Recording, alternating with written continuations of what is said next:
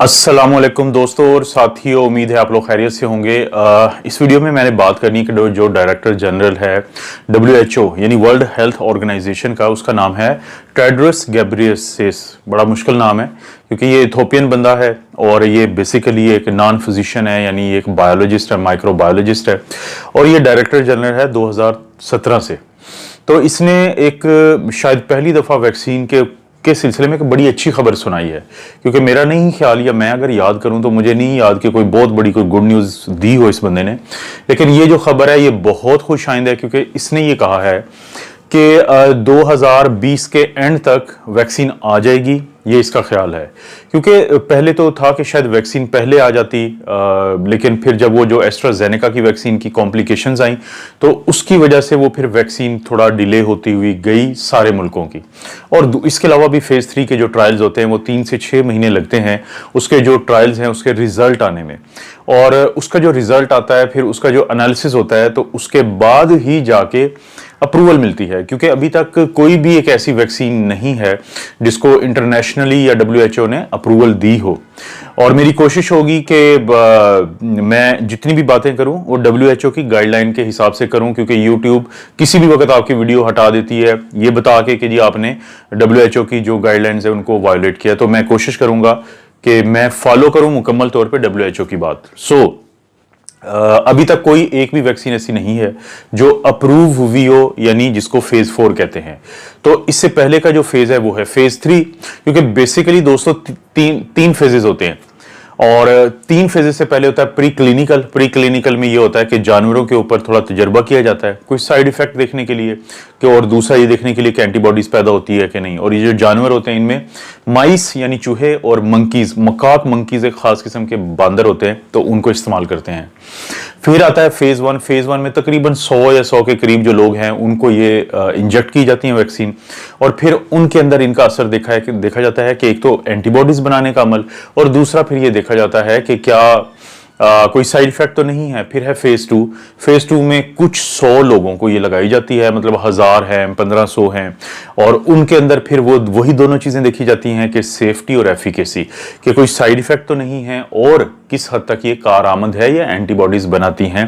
और कुछ जो वैक्सीन हैं उनकी 1 डोज दी जाती है और कुछ की 2 दी जाती हैं, और सेकेंड डोज अक्सर जो है वो 28 डेज के बाद दी जाती है, और पहली डोज के 14 दिन के बाद और दूसरी डोज के भी 14 दिन के बाद एंटीबॉडीज चेक की जाती हैं, ये देखने के लिए कि किस हद तक एंटीबॉडीज पैदा हुई हैं बॉडी के अंदर एक वैक्सीन के लगने के नतीजे के तौर पे। तो फेज 3 के अंदर फिर हजारों लोगों में लगती है, जैसे बाज जो वैक्सीन है वो 30,000 लोगों में लग रही हैं, बाज 50,000 लोगों में लग रही हैं, और इसमें उम्र भी डिफरेंट होती है कि बूढ़े लोग भी आहिस्ता आहिस्ता शामिल किए जाते हैं, बच्चे भी यानी जो 18 साल और उससे कम के भी शामिल किए जाते हैं, फिर मुख्तलिफ इलाकों के लोग, जियोग्राफिकल जो डिस्ट्रीब्यूशंस होती है हमारे लोगों की, जो फ़र्क होता है, डिस्टिंक्शंस होती हैं जियोग्राफिकल, उनको सामने रखते हुए मुख्तलिफ लोगों को डाला जाता है। फिर मुख्तलिफ एथनिसिटी, मुख्तलिफ इलाकों के और हर किस्म के लोगों को फिर इसमें शामिल किया जाता है फेज़ 3 में। फेज़ 3 के भी 2 डोजेज ही होंगी, कि फेज 3 में क्या होता है कि जितने लोगों को शामिल किया गया है उनको 0 डे पे, और फिर उसके 14 दिन बाद एंटीबॉडीज चेक होती हैं, फिर 28 डेज पे, और उसके भी 14 डेज के बाद एंटीबॉडीज चेक होती हैं। और ये आमतौर पे ये समझा जाता है कि जब किसी को सेकेंड डोज लग जाती है कि अगर उसके 2 महीने के अंदर अंदर साइड इफेक्ट ना आए तो चांसेस यही होते हैं कि वो वैक्सीन सेफ है। ये WHO की गाइडलाइन है, ये वर्ल्ड हेल्थ ऑर्गेनाइजेशन की गाइडलाइन है। तो पाकिस्तान में भी जब ये ट्रायल अभी शुरू हुए थे तो ये बताया गया था कि 3 से 6 महीने के दरमियान जो इसका डाटा आएगा तो उसको रिव्यू किया जाएगा, और उसकी बुनियाद पे बताया जाएगा कि फेज 3 के जो ट्रायल हैं वो किस हद तक कामयाब हैं पाकिस्तान में भी।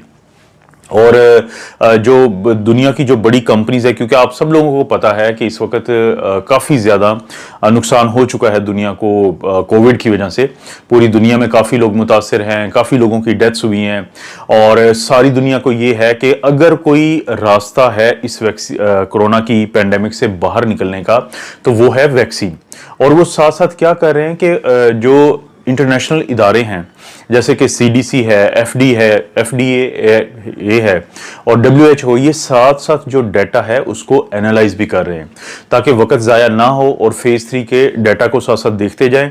तो और अगर कोई भी डाटा इस काबिल साबित होता है वैक्सीन का कि वो कारआमद है, काम कर गई है वैक्सीन, तो फिर उसको अप्रूवल दी जाए फेज़ 4 के लिए। क्योंकि अभी हिस्ट्री ने हमें यही बताया है कि देखें अभी तो वैक्सीन्स बन गई हैं, लेकिन 1918 में तो कोई वैक्सीन नहीं थी। 1918 में आया था स्पेनिश फ्लू। उस स्पेनिश फ्लू ने 7 करोड़ लोगों को हलाक किया था। 7 करोड़ एक बहुत बड़ी तादाद है और आप ये भी जहन में रखें कि उस वक्त दुनिया की आबादी आज की आबादी की तरह 7.25 करोड़ नहीं थी। तो वो जो रास्ता है कि आहिस्ता आहिस्ता जो कुछ सालों के अंदर लोगों के अंदर हर्ड इम्यूनिटी आ जाएगी और आप कोई वैक्सीन ना इस्तेमाल करें, वो बड़ा खतरनाक रास्ता है। दूसरा फिर क्या बचता है? दूसरा वैक्सीन का रास्ता है। इसीलिए जो ये कंपनीज हैं और जो इंटरनेशनल इदारे हैं वो फेज़ 3 का जो डाटा है उसको साथ साथ एनालाइज कर रहे हैं ताकि जैसे ही वो टाइम पीरियड पूरा होता है और किसी भी वैक्सीन को वो अप्रूवल दे सके।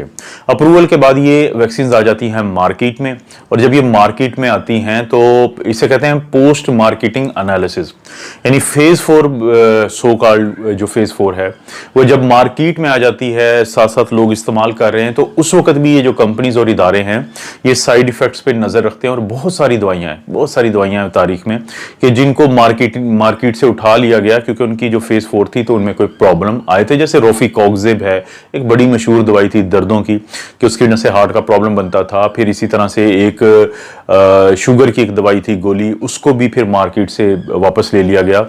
तो फेज़ 4 में भी किसी हद तक यानी कि नजर रखी जाती है कि कोई प्रॉब्लम ना आ जाए। तो अभी तक जो दुनिया में 9 से 11 जो वैक्सीन्स हैं वो फेज़ 3 में हैं। अब जो फेज़ 3 में चाइना की 4 हैं वैक्सीन्स। वो जो 4 वैक्सीन्स हैं उनमें एक तो कैनसाइनो बायोलॉजिक्स है जो कनाडा और चाइना के इश्तराक से मिलकर उन्होंने बनाई है और ये बड़ी मशहूर है चाइना के मिलिट्री के लिए कि उनमें इनके ट्रायल चल रहे हैं। और साइनोफार्म जो कि चाइना की एक नेशनल यानी फार्मास्यूटिकल कंपनी है, तो उसकी 2 वैक्सीन्स हैं जो फेज़ 3 में हैं। और इसकी जो वैक्सीन्स हैं वो इनएक्टिवेटेड वायरस, कोरोना का जो यानी डेड वायरस है या इनएक्टिव किया हुआ है जेनेटिकली, उसको चेंज किया हुआ है, तो उसके ऊपर बेस करती है। फिर है साइनोवैक कंपनी, ये भी चाइना की है, तो ये इसका भी इनएक्टिवेटेड है और ये भी फेज़ 3 में है। जो कैनसाइनो मैंने जिक्र किया उसकी जो वैक्सीन है वो इनएक्टिवेटेड नहीं है, बल्कि वो एडिनो वायरस जो इंसानों में फ्लू करता है, इन्फ्लुएंजा करता है, तो उसके अंदर जो स्पाइक प्रोटीन डाल के तो फिर वैक्सीन बनाई गई है। ये तो 4 हैं चाइना की। एक रशिया का है गैमेलिया रिसर्च इंस्टीट्यूट, तो उसकी एक जो वैक्सीन है वो फेज़ 3 में है।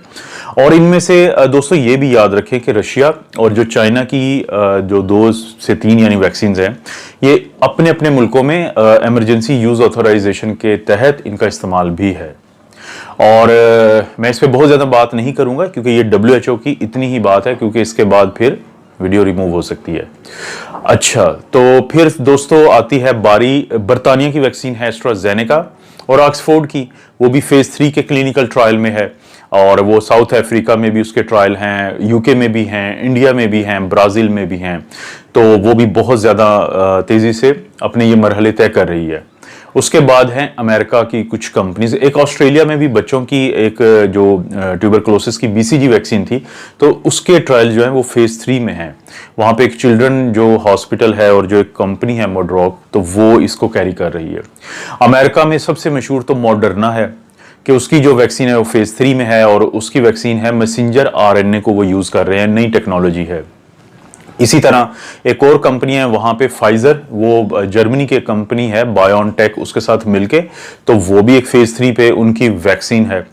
और जॉनसन एंड जॉनसन ये भी एक अमेरिकन जो कंपनी है मैरीलैंड बेस्ड, तो ये भी जो है इनकी एक वैक्सीन है वो भी फेज़ 3 में है। और इसके अलावा भी एक और नोवोनेक्स या इस ऐसे ही किसी नाम से एक कंपनी है कि जिनकी जो वैक्सीन है कोरोना की वो भी फेज़ 3 में है। तो ये जो आज WHO के जो डायरेक्टर जनरल हैं उनका ये जो बयान है ये बहुत खुशाइंद है, क्योंकि पहली दफ़ा ये ऑफिशियली ये बता रहे हैं कि इनका ये ख्याल है कि कोरोना की जो वैक्सीन है वो इस साल के इख्तिताम तक आ जाएगी, और इस साल के इख्तिताम का मतलब है कि ये दिसंबर में अगर आती है तो दिसंबर में सर्दियां अपने अरूज पे होंगी, दिसंबर, जनवरी और फरवरी में, तो उस वक्त भी बहुत सारे लोगों को इस चीज़ का फ़ायदा हो जाएगा। दोस्तों, इस मालूमात को अगर हो सके तो अपने दोस्तों से भी ज़रूर शेयर करें, और ताकि उनको अपडेटेड नॉलेज मिले कि जो कोरोना की वैक्सीन है उसके बारे में WHO की क्या कहना है। तो अपना और अपनी फैमिली का दोस्तों ख्याल रखें।